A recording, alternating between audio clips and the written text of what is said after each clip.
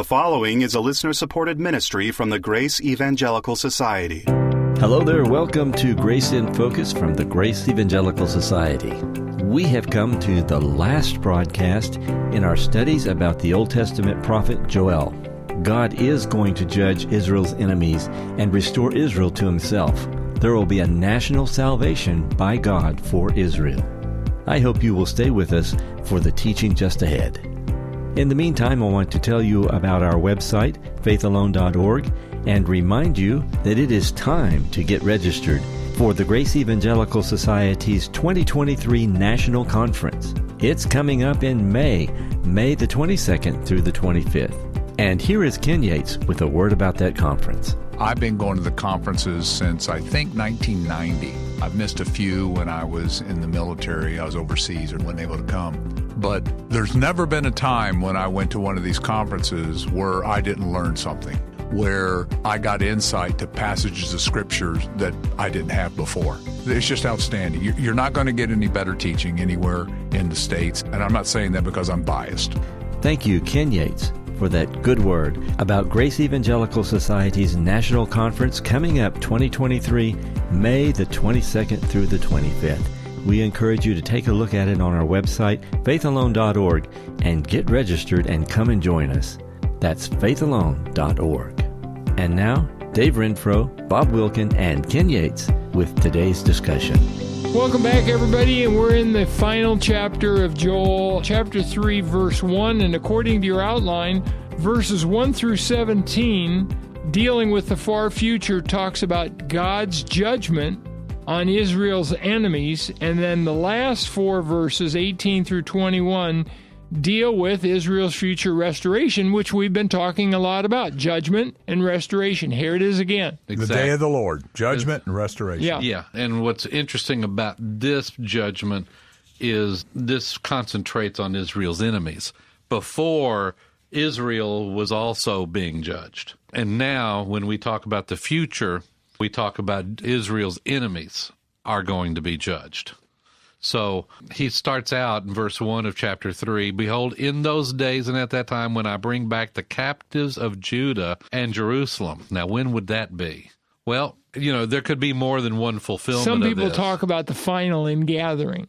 Well, it could be. What I'm thinking is, I'm kind of a proponent of the possibility of double fulfillment of prophecy. Yeah. In other words, there's a nearer in the future fulfillment, and then there's the farther in the future. The previous ones could be the Babylonian exile, which they came back around 535 BC, thereabouts. Also, who knows, Rome may be involved during Jesus' time and afterwards.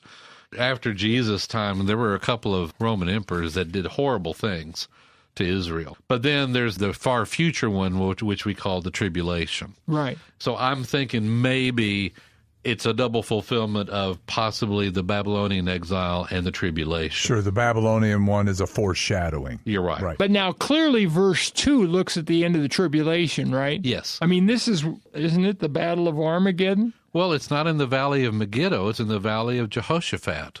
So how do we explain that? Well, notice it says, "I will bring down all nations, bring them down to the valley of Jehoshaphat." Guess what Jehoshaphat means? Yeah, I'm not going to guess. It means Yahweh judges. This could be a reference to the valley of Megiddo, but they call it Yahweh judges. Yahweh judges. I like that. Okay. That's a possibility. All right. And notice it says that the Lord will enter into judgment with them there. Why? On account of my people, my heritage Israel, whom they have scattered among the nations. That's both north and south.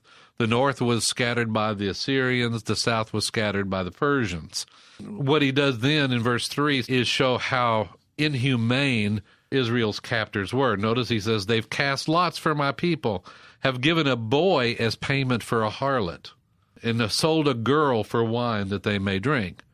Bottom line is, for the enemies of Israel, those civilizations, life is cheap. "What have you to do with me, O Tyre and Sidon, and all the coasts of Philistia," meaning the Philistines? "Will you retaliate against me?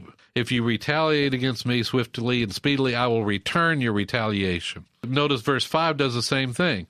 You've taken my silver and my gold and carried into your temples and my prized possessions. Oh, by the way, you've also, verse 6, sold the people of Judah and Jerusalem, sold them to the Greeks. In other words, the Philistines on the coast did that, because remember, the Philistine coast was not far from Greece. Right. So they would capture Jews and then sell them off as slaves. Right. Yeah. The Jews have been really horribly treated by their enemies, very inhumanely, all through history. But God's people will return. Verse 7, behold, I will raise them out of the place which you have sold them, and return your retaliation upon your own head. I will sell your sons and your daughters into the hands of the people of Judah. So the Lord is going to reverse the judgment. Yeah, they get away with a lot, but guess what? They pay for it horribly. The judgment then is described starting in verse 9. Proclaim this among the nations, prepare for war. And I love this, verse 10. Beat your plowshares into swords and your pruning hooks into spears. Let the weak say, I am strong. Have you ever heard a verse similar to that? Yeah. Except it's beat your swords into plowshares. Isaiah 2:4 is just the opposite. Right. Because in the millennium, they won't have to have the swords. They can go the other way. That's right. But during this time, yes. they're going to need the weaponry. And he's not calling on Israel to do this. He's calling the Gentiles to do this because he's like, come out and meet me. Let's see who wins. And when does that happen? The end of the tribulation. In the tribulation. Right. I think chapter 3 is talking about times of the tribulation. What do you think? I think so. And verse 11 continues this. Assemble and come all you nations. Gather, cause your mighty ones to go down there, O Lord. I think what he does in that last phrase is he says, your mighty ones, we would probably consider them angelic warriors. So it'll be the Lord fighting the battle, right? Isn't that what happens in Revelation 19? Yeah, you and I are there, but do we swing a sword or shoot an arrow? Who fights that battle? The angels and the Lord. The Lord does. And it's like, boom, done. I mean, the Lord could do it all by himself, but he chooses to take some angels and have us trailing along as the witnesses, right? Right. We must be on the front row. We are. Notice once again, look at verse 12. He says, let the nations be wakened and come to where? The valley of Jehoshaphat. Look what he says there in the next phrase. For there I will sit to what? Judge the surrounding nations. And that's exactly what happens, doesn't it, in the tribulation? And then they put in the weed eater. The weed eater, yeah. Well, it wasn't a sickle, an early version of a weed eater? In a bizarre way, yeah. They swing this blade thing and... Yeah, the harvest is ripe. Notice the last phrase there. It's time for judgment. Why? Their wickedness is great. Yeah, once it's filled up. That's right. It's time to go to the valley of Jehoshaphat. Yeah. And you see this throughout. When the sins are fulfilled or complete. That happened, of course, with the Canaanites. God waited that whole time they were in Egypt until the Canaanites. It happened with Sodom and Gomorrah. Mm-hmm. It happened in the flood. God waited until, and even 2 Peter 3:9 seems to be saying that as long as there's enough repentance worldwide, the tribulation is forestalled. But once the sins are filled, then here comes the tribulation and billions of deaths. What I love about verse 14 is Joel really gets into this. Notice multitudes.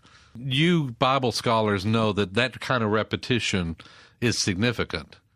You know, when Jesus said, my God, why have you forsaken me? Why that repetition? The repetition is for intensity. With Jesus, it was intense emotions. Here, there's intense excitement in a way. Notice, he doesn't call it the valley of Jehoshaphat. He calls it the valley of decision, which is probably the valley of Jehoshaphat, same place. But here, it's the place where the day of the Lord is near in the valley of decision. And it probably is, as we've talked about, it's probably the valley of Megiddo in reality. Yeah. And you get the cosmic signs. You do. Once again, you get cosmic signs. Have we seen the moon and sun grow dark earlier in the book of Joel? Yeah. Yes, with that enemy army. But look at verse 16. The Lord will roar from Zion and utter his voice from Jerusalem. Sounds like the Lion of Judah. It does. And that voice... once again, we see the emphasis on the nation of Israel here. Right, yes, you do. That this is not talking about the church. Right. This is purely the southern kingdom, I think. The Lord will be a shelter for his people and a strength. There's comforting words here, aren't there? Yeah. He will deliver. He will protect. Remember that my little triad there, deliverance, protection, and provision? This is the production. He will be a shelter and a strength. Why? So you will know that I am the Lord your God. That phrase, that you will know that I'm the Lord your God, appears many times in the plagues of Egypt. In other words, he's doing those plagues so that Pharaoh and Israel will know that he is the only true God. And the rest of verse 17 also shows it's the last day, because whatever foreshadowing the return under Babylon did, you certainly couldn't say, then Jerusalem shall be holy and no foreigner shall ever pass through her again. No. That certainly didn't happen. That's future. That's future. That's about as future as it right. gets. There's coming a day when the king is going to rule from Jerusalem. Yeah. And look at all the blessings in 18. The final verses, 18 to 21, believe it or not, is another passage on restoration. There you go. Yeah. It'll come to pass in that day. That's future. Mountains will drip with new wine, flow with milk. In other words, everything that is life-giving will be in abundance. Why? Because it's from the house of the Lord. Yeah. He's the source of all that. And Judah and Jerusalem, verse 20, are going to be blessed From generation. to generation. What does that from generation to generation imply? I would say forever. Forever. Right. And then notice he says, I will acquit them of the guilt of bloodshed, whom I not acquitted, for the Lord dwells in Zion. In other words, he forgives his people. And then on the basis of that forgiveness, he blesses them. Doesn't this show God's absolute sovereignty? It definitely does. And it shows it with two actions that the Lord does. Judgment, restoration. Ding, ding, ding, Ding, ding. ding, ding. God is holy and God is merciful. And he's just. Right. The pattern you see here in Joel goes all the way to the end of time in Revelation. David, thank you so much. This has been a fantastic series, right, Ken? I've thoroughly enjoyed it. All right. And I hope all of you gained a much greater appreciation for the book of Joel. I know I did. But let's all remember, no matter what book of the Bible we're in, no matter where we are in life, to keep grace in focus. Bob Wilkin's great book, The 10 Most Misunderstood Words in the Bible, is available half price right now in the GES bookstore, faithalone.org. Go there and use the code word MISUNDERSTOOD for 50% off through March the 31st, 2023. Are you interested in finding other free grace believers just like yourself in your area? Well, you can do that by going to our website, faithalone.org. That's faithalone.org. On our website, we have a church tracker. It's an easy-to-use map that will help you locate those other free grace churches that might be in your area. So come visit us at the website and take advantage of our free church tracker. It's at faithalone.org. That's faithalone.org. There are a lot of costs involved in staying on the air. That's why we so much appreciate our financial partners. If you'd like to learn how to become one, you can find out more by going to faithalone.org. We would love to hear from you. Maybe you've got a question, comment, or some feedback. If you do, please don't hesitate to send us a message. Here's our email address. It's radio@faithalone.org. That's radio@faithalone.org. On the next Grace in Focus, we will return to doing some questions and answers, and we will be looking at assurance. Won't you come and be with us for the next Grace in Focus? This is the Grace Evangelical Society. Until next time, let's keep grace in focus. The proceeding has been a listener-supported ministry from the Grace Evangelical Society.